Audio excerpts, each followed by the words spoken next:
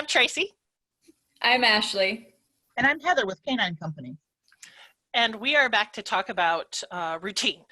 And I think when we talk about routine, for us, we go about our daily routine, and up until maybe 8 weeks ago, we probably saw our routines were, we'd get up, go to work, get ready, come home, and we'd have a consistent routine.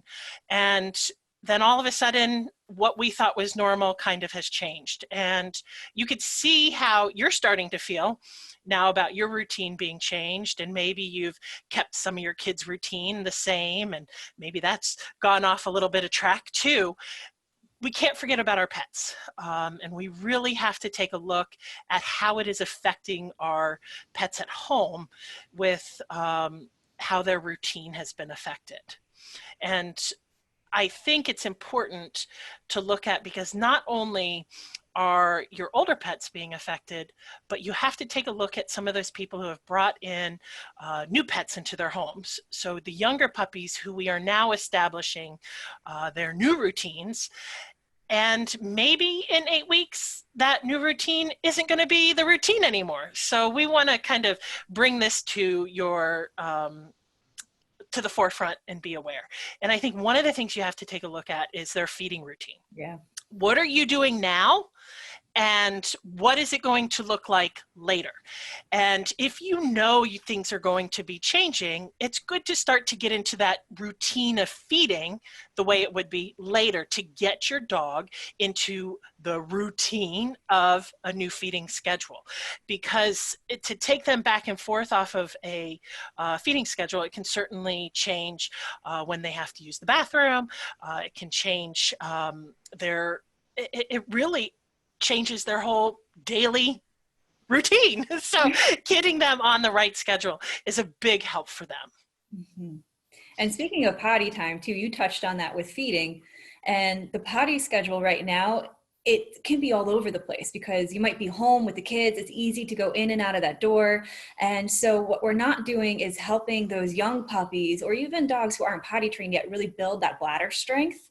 And so starting to almost not withhold completely all those opportunities, but start to pick and choose and make sure that there's like a set schedule in between, and then start to spread that out a little further and a little further. So in 6 to 8 weeks, when we return back to whatever you happen to be doing, for a fact that your puppy or your dog can hold it for that duration without an accident. But we have to train the bladder now.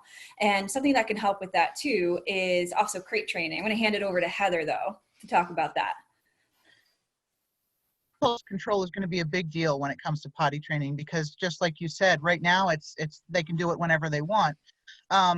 And whenever they want is something that's really not healthy for dogs, whether it comes to potty or play or attention or anything like that. So it is important to keep your dog kind of in a mindset of, well, maybe this isn't a party that I'm invited to. And the best way you can do that is with a little bit of separation from the family, especially now that he or she has access to you 24/7, a little bit of crate time or a little bit of downtime in a private room, or even just a gated off area if you're not using a crate, it's important for your dog's mental health moving forward. He's not going to have that 24/7 access to you. And even if you are someone who typically worked from home, even prior to all of this, there are times when you're going to be on a call, or you're going to be on a phone call, or you're going to need to be away from the office to run errands. And your dog needs to be trained to be resilient to that sort of thing. Having access to their people all the time is a difficult thing for a dog to adjust to when it stops happening. So try to keep in mind now what may happen in the future, and do your dog a favor and yourselves when it comes to the behavioral aspect, by really starting to wean him away from 24/7 access to you with a little bit of crate time. Even if you don't leave the house, maybe you can crate him while you're preparing dinner. He doesn't have to be underfoot while you're cooking chicken. Maybe you can crate him when it's the kids' homework time, so that he's not, they're not distracted by petting the dog and he's not distracting them.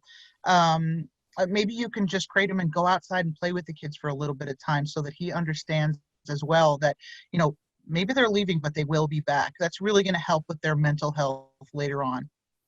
I think that's probably the most important thing of everything that we've talked about. And I think it's the one thing that people forget is, especially when they bring a new pet into the home, is that right now we are all together and we're all together all the time. And being able to have some of that separation is going to be crucial, especially for some of these young puppies who have found new homes, to be able to realize that I don't always have to be around my people. I can cope when they are not here. And I think that's something that we just need to keep reminding people and drive home, that it's okay to be separated. It's okay to have some downtime and being away from people. We need it. And I mean, I know we all have to take time away from our family, even though we're all confined into such a small space. Your dogs need to have that too, especially these new ones that have come into your home during this time. Yeah, you used a great word, Tracy, is cope. And coping skills are super important for a puppy or an adult dog, just to be able to understand how to self-soothe, just like a baby, how to keep themselves occupied and keep their mind busy, you know, with toys or something when you're not around. It's super important for them. Yep. I agree. Great. Decompressing is a good thing. Yeah. Absolutely. For them all and of us. us, for all of Yeah. us. Yeah. That's true. Yeah. That's true. Well, great. I can't wait to get back. You know, if you're watching some of these videos, it'd be great to hear what things you would like to hear about, what you're struggling with. You know, we have a lot of online help and assistance that we can help you with here at Canine Company.